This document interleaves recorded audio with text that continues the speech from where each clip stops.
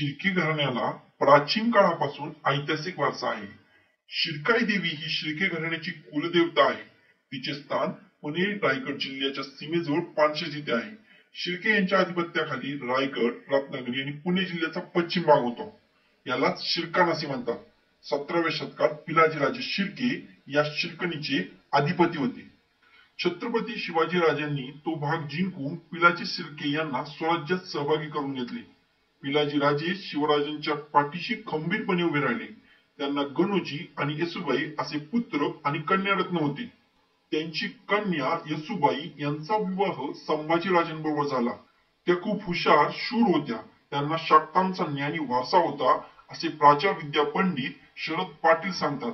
त्यामुळे त्या शूर आणि महाज्ञानी होत्या. गणोजी शिर्के हे शूर होते. ते शिवाजी राजांचे जावई होते. त्यांनी स्वराज्याची सेवा केली. काही मतभेदानंतर ते मोगलांकडे गेले. तत्कालीन लढाई ही राजकीय होती, धार्मिक नव्हती. अनेक मुस्लिम सैनिक सरदार शिवाजी राजांकडे होते, तसेच अनेक मराठा सरदार मोगल आदिलशाहीकडे होते. त्यामुळे त्यांना गद्दार म्हणता येणार नाही. गणोजी पुलशावर पारखे झाले. संभाजी राजांवर नव्हे असे जेदे शकावली सांगते. छत्रपती राजाराम महाराजांच्या काळात जिंजी किल्ल्याहून छत्रपती राजाराम महाराज तसेच महाराणी ताराबाई, राजसबाई इत्यादी महाराणांना मोगलांच्या बेड्यातून पन्हाळ्यावर सुखरूप पोहोचवण्याचे कार्य गणोजी शिर्के यांनी प्रामाणिकपणे पार पाडले. ज्यांनी संभाजी राजांना ठार मारण्याचा 3 वेळा प्रयत्न केला. त्यांच्या वारसदारांनी संभाजी राजांना मोगलांच्या ताब्यात देण्यासाठी मदत केली.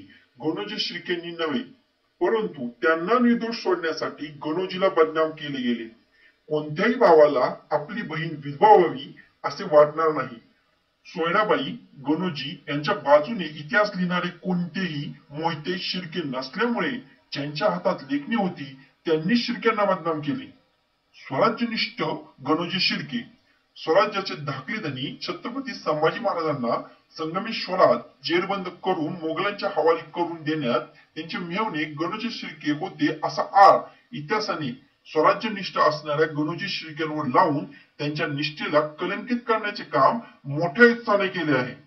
आज 326 वर्ष पूर्ण झाले तरी सुद्धा शिर्के घराणे आज देखील बदनामीच्या फेऱ्यात उभे आहे. हा आरोप बकरकारांनी सुडापोटी लिहून काळ्याशाहीच्या लेखणीने काळा करून स्वराज्यावरील त्यांच्या असणाऱ्या निष्ठेला काळे फासण्याचा प्रयत्न केला आहे. एवढेच नाही तर आज तागायत इतिहास संशोधन मंडळाकडे गणोजी शिर्के यांनी फितुरी केल्याचा एकही पुरावा उपलब्ध नाही. आता आपण भोसले व शिर्के घराण्याचे नातेसंबंध पाहू.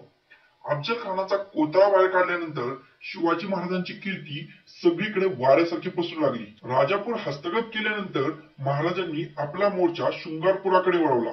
तिथे 10,000 लोकांचा जमाव करून सुर्वे आडनावाचा मराठा सरदार स्वतंत्र राज्य करत होता.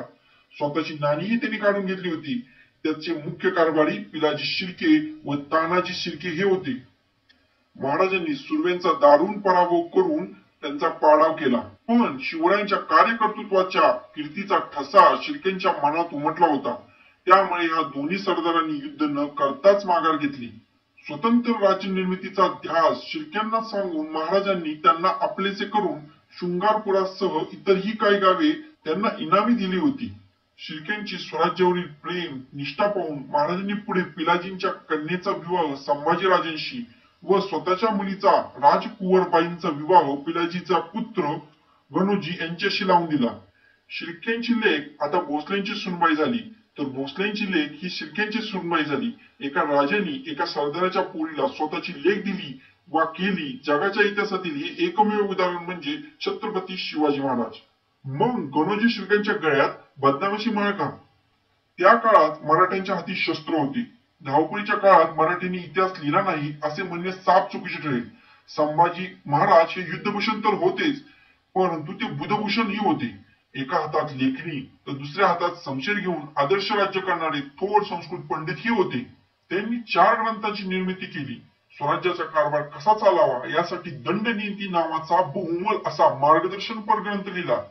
पुढे 23 उपग्रंथाचे लेखन केले. वयाच्या 8व्या वर्षी त्यांना 8 भाषांचे ज्ञान होते. एवढे नव्हे तर रायगडावर त्यांनी 3656 कारकून दफ्तरखान्याचे लिखाण केले होते. पण इसवी सन 1707 मध्ये मोठ्या उत्साहाने रायगड जाळला गेला. मराठा इतिहासाचे दस्तावेज जाळले गेले. आमच्या इतिहासाची राख करून शत्रूंनी आमच्याच इतिहासाचे भांडवल करून पोटाची खळगी भरण्याचे धंदे सुरू केले. स्वराज्य निष्ठेच्या गळ्यात बदनामीची माळ घालून त्यांना बदनाम केले गेले आणि याच वाजोट्या गप्पांना बळी पडलेले स्वराज्य निष्ठेचे नाव म्हणजे गणोजी शिर्के. संभाजीराजे यांना पकडून देण्यासाठी कवी कलश आणि गणोजी शिर्के यांच्यावर जो फितुरीचा शिक्का मारला जातो तो अत्यंत चुकीचा आहे. कारण गणोजी शिर्के संभाजीराजे तळ कोकणात यायच्या अगोदरच मुघलांकडे चाकरीला आहेत.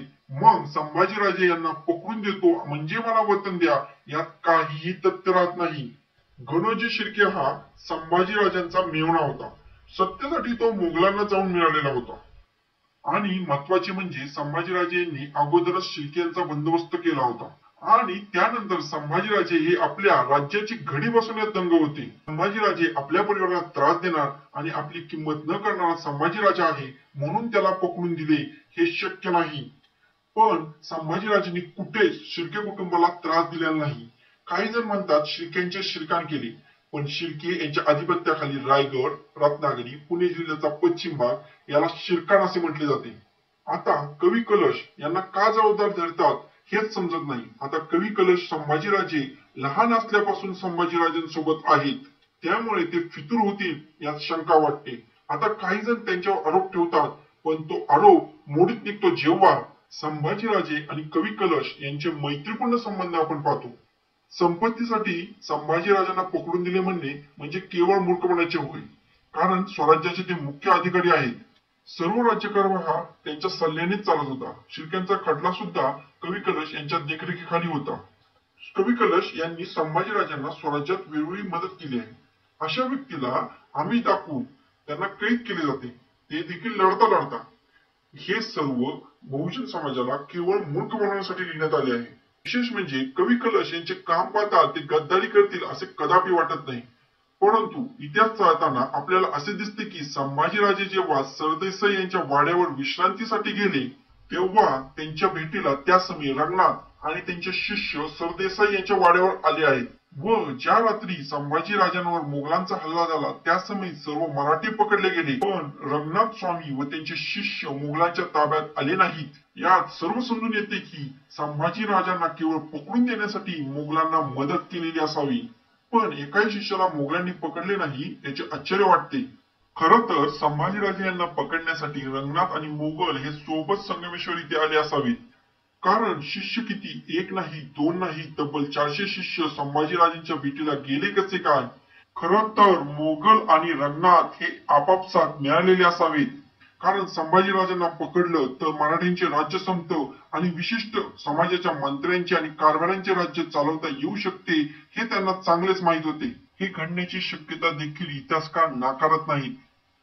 संभाजीराजांना पकडल्यावर त्यांना संगमेश्वर इथून लवकर हलवण्यात आले. विशेष म्हणजे संभाजीराजांना मराठ्यांच्या गावच्याच नव्हे तर घरच्या बाजूने नेण्यात आले तरी मराठ्यांना त्याचा पत्ता लागला नाही की आपला राजा कैद करण्यात आलेला आहे.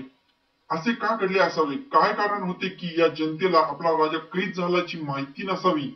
कारण संभाजीराजे काही सरदार नव्हते की त्यांना पकडले आणि त्याची वार्ता गुप्त राहिली. या मागे कोणते षडयंत्र आहे हे आपल्याला समजायला वेळ लागत नाही. कारण हे तसेच आहे. रंगनाथ स्वामी आणि त्याच्या शिष्यांनी त्या समयाला मराठ्यांना आपल्यामध्येच गुंतून ठेवले असण्याची शक्यता आहे. एखाद्या साम्राज्याचा राजा पकडला जातो, सोबतचे सैनिक पकडले जातात तरी ते आजूबाजूच्या रयतेला समजत नाही. असे का? संभाजी महाराज व शिर्क्यात एकदाही वाद झालेला नाही. हा वाद निर्माण केला मल्हारराव राम चिटणीसांच्या सुडापोटी लिहिल्या गेलेल्या बखरीने. कोल्हापुरात असलेल्या शेख निजाम उर्फ मुकरब खान व त्याचा मुलगा इखलास खान याच्या कानी संगमेश्वरात संभाजी असण्याची खात्रीलायक बातमी रंगनाथने दिली असताना सुद्धा आळ त्यांच्याच मेव्हण्यावर घेण्यात यावा एवढी मोठी यशोकांतिका.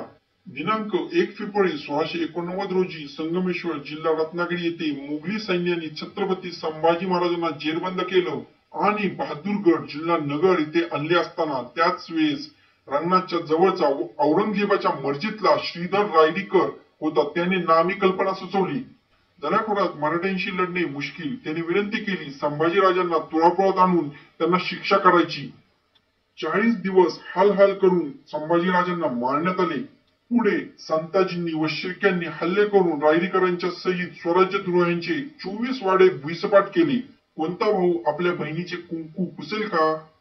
जर गणोजींनी फितुरी केली असती तर मराठ्यांनी त्यांना जिवंत ठेवले असते का? चिंजीला जुल्फिकार खानाचा वेढा पडलेला असताना गणोजींनी राजारामांना सुखरूप बाहेर काढले असते का? गणोजी स्वराज्यद्रोही असते तर त्यांचा मृत्यू निद्रावस्थेत झाला असता का? या सर्व ऐतिहासिक गोष्टींचा विचार करणे खूप गरजेचे आहे.